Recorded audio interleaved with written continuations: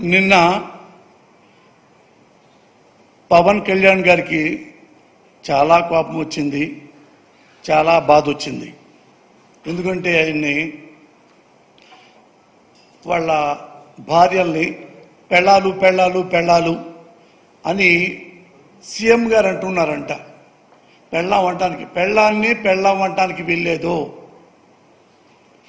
ఏం మాట్లాడాలి? రెస్పెక్ట్గా మాట్లాడాలి. ఇలాగే మరి పెళ్ళాం అంటే జగన్ గారి భార్య భారతి గారిని పెళ్ళాం అంటాం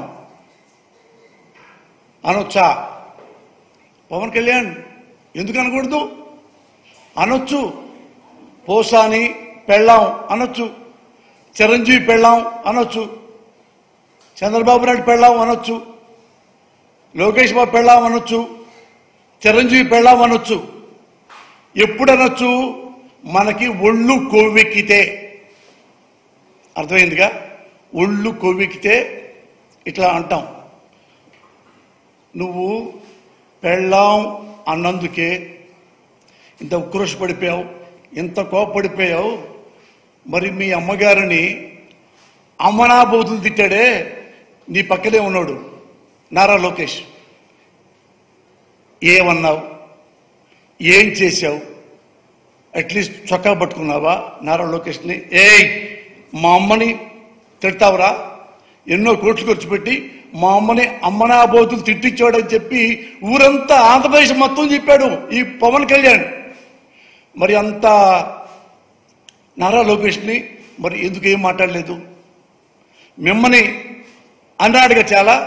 మరి లోకేష్ అమ్మగారిని నువ్వేమని అంటావా? దమ్ముందా నీకు? వాళ్ళ అమ్మగారి ముఖం చూసే దమ్ముందా నీకు? ఇది పోస్తావు ఆ పేరు ఎత్తాలన్నా. దీనికి అంత చీప్ అయిపోయాడా ముఖ్యమంత్రి గారు? పెళ్ళాం అనేది ఆంధ్రదేశంలో 75% పైగా భార్యాభర్తలు.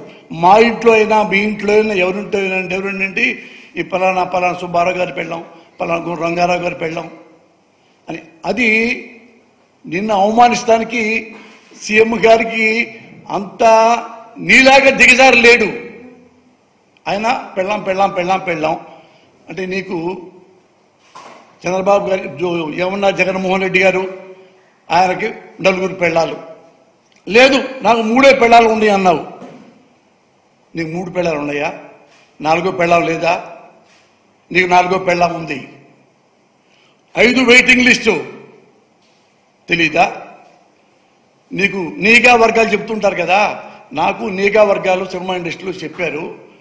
పంజాబ్ అమ్మాయి నీకు తెలుసు కదా, చాలా ట్రెడిషనల్, మంచి కుటుంబం. పాప సినిమా ప్రేమతో వచ్చింది. ఆమె బాగుంటుంది. నువ్వు కన్నేశావు, లవ్ అన్నావు, క్లోజ్ అయ్యావు, వాడుకున్నావు, వదిలేశావు, స్టమక్ చేశావు, వదిలేశావు. ఏమంటారు దీన్ని? నువ్వే చెప్పు. దీన్ని ఏమంటారు? పెళ్ళాం అంటారా లేదా గొళ్ళెం అంటారా?